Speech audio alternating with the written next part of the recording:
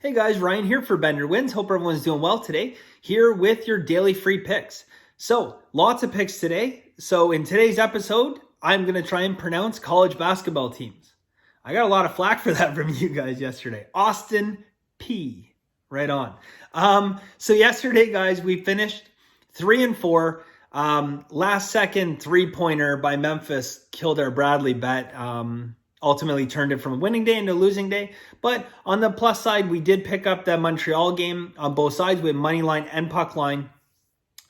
So we finished 3-4. I think someone commented we were 4-4. We weren't 4-4. We were 3-4 because that Montreal bet was really two half bets. So it doesn't count as two wins. It's just one bet. We happen to win them both, which is great. But it's only one win. So we're 3-4 yesterday. Hitting that puck line does help us a little bit. So I got crazy busy day. I got 9 picks for you guys today. So yeah, I guess we'll get into it. But it's so funny how sports work. Like Sunday night, when I did my video Sunday, I'm like, I'll see you guys Sunday night. Sunday night, find no value. Monday, I find no value. Like I said yesterday, I went MIA. You guys are like, where are you? And then yesterday, 7 picks. So we go from nothing on Monday to 7 yesterday to 9 today. And that's just the way it works sometimes, guys. Some days you find all the value in the world. Other days, there's not much out there. So I'm going to get into it, but I do want to discuss something with you guys quickly, and that is pertaining to value. I'm so blown away by how far a lot of you guys have come, and just talking to you guys and responding, and some of the earlier questions that you guys were asking, very basic stuff, and now I'm getting these advanced questions, and to be honest, I'm so happy you guys are asking the question, because the odd time you guys ask me a question, I'm like, I have no idea. So naturally I go and I try and look it up, and so I'm learning along with you guys, which is fantastic. But some of the advanced questions you guys are asking, it's right on. You guys definitely doing your homework. I can see how interested you guys are. But I wanted to talk a little bit quickly about value. Because obviously, you guys know at this point, that's what I do. I find value in the lines, and that's what we bet. So one of the things that you're going to need to start doing at some point is tracking your value. And what I mean by tracking your value is you have to understand if you're gaining value on the books or losing value. And the way you do that is by tracking what number you bet at versus the closing line. So it's very important. Let's take an NBA game. And let's say you bet the total of 220 and you bet it over. So you bet over 220. Now let's say at tip-off time, that number went to 222. So you got the best number there was. You got 220. It went up to 222. So you got 2 full points of value. Well, you're going to want to track that because that is value. Now, ultimately, if you had to buy those 2 extra points, you're going to be paying, minus 130, minus 140. So you gained a ton of value. Now, on the flip side, if you got that line at 220 and that line drops down to 218, well, you just gave up 2 points of value. So what a lot of professional bettors do is they pride themselves. We know the wins are going to come. We have a good idea of our numbers. What we really pride ourselves on is being able to beat the closing line. And now that you guys are getting a lot more advanced, I think this is something I can throw at you guys and you can start to do, is tracking the numbers that you're getting versus what the closing line is. So your goal now, as you start to develop these systems, is not so much to look at it as winning and losing. Your goal is to see how often you're beating the closing line. Because by beating the closing line, you're going to continue to find extra value.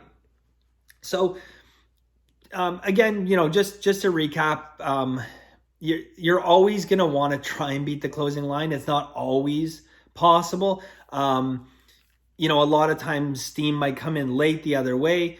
And obviously it's going to push that line down. But you do want to keep an eye on that. So it's something you guys can track. You can track it in great detail where you're actually looking at how many points you're beating each sport by value. I would suggest in the beginning, just keep a little win-loss total of it doesn't matter what the score in the game is, just how many times you're better than the closing line and how many times you're worse than the closing line. And from there, you can really start to try and perfect finding value. And ultimately, if you are beating the closing line, it means you're finding value.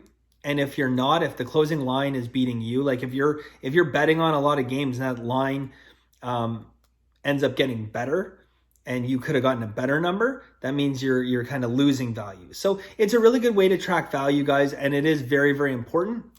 And definitely think, a lot of you guys are at that point where it's something you can start to incorporate in. So, we talked about, from the very beginning, like bankroll management and the basics, like, get rid of parlays, get rid of teasers. And then we kind of move on to more advanced, like, systems and stuff. And, we've talked now about psychology of sports betting and the psychology of, not betting with the public and why Vegas does things.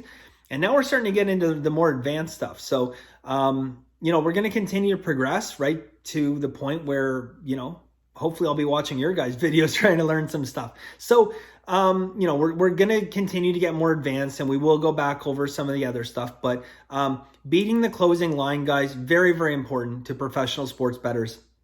And that's ultimately where you're going to find the maximum amount of value. So, on that note, I got 9 picks for you guys. So let's jump into this. So the first 6 are in our college basketball super system. All right, so the first game, we have Boise State, New Mexico, going under 150. We have Iona and UConn going under 143.5. We have Nebraska and Georgia Tech going under 139. We have Georgetown and Oklahoma going under 145. We have UC Davis, Northern Arizona, going under 136.5. And we have Notre Dame and Maryland going under 144. So I'm just going to, I was very quick there, but I'm going to recap that for you guys. So Boise State, New Mexico, under 150. Iona, UConn, going under 143.5. Nebraska, Georgia Tech, going under 139. Georgetown, Oklahoma State, going under 145. UC Davis, Northern Arizona, going under 136.5. And we have Notre Dame, Maryland, going under 144. All right, so that's it for the super system. Now I have a first half play for you guys. So first half play, number of indicators. They're a little bit on the complex side, so I can't really kind of go into the exact breakdown. It's not that I'm not open to share these, and I will. I'm working on something now, guys, that I am going to be able to share some of the more complex systems with you guys in the new year. So stay tuned for that. But I will give you this pick, guys. So we're going to be on Chicago State and SIU Edwardville going. This is a first half play going under 66.5. So Chicago State, SIU Edwardville, first half going under 66.5. I have another play here for you guys. So in this play, guys, we're going to be taking money line and spread, but we're going to do the same thing we did with the Montreal Canadiens yesterday, and we're going to do half and half. So we're going to split it up. It's not 2 picks, so I want to emphasize that. It's not 2 picks, it's just the 1 pick, but we're going to split it in half. So if you're $100 a game better, you're going to put 50 on the spread and 50 on the money line, all right? So that game is Weber State and Utah Valley. Weber State has steam. I think that this is a matchup that Weber State wins more than 50% of the time, but we're going to take the 3 points. Like, to me, the 3 points is a gift, but we're going to take Weber State plus 3 for half our bet. The other half, we're going to take Weber State at plus 135. So we're going to take the money line plus 135. I like the, I like Weber State to win this game outright, but at the same time, from value standpoint, let's take the 3 points, pay a little bit of juice, and we're going to win that a fair amount of time. So we're definitely going to go with that. All right.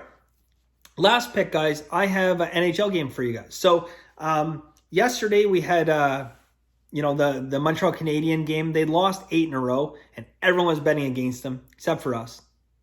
So that's good. So not only that, we took them to win by, we took the money line, but we also took them to win by goal and a half. Tonight's play, not as sexy. Tonight's play is not as sexy. So we have a matchup, Ottawa and Edmonton. So Ottawa and Edmonton, we're going to be taking Edmonton minus 210. So I've spoken with a number of you guys in the past, and I always kind of bring this up whenever I put a total out there like minus 110. And there's a few of you not comfortable laying that kind of juice, but to me, I look at it always the same way. Value is value.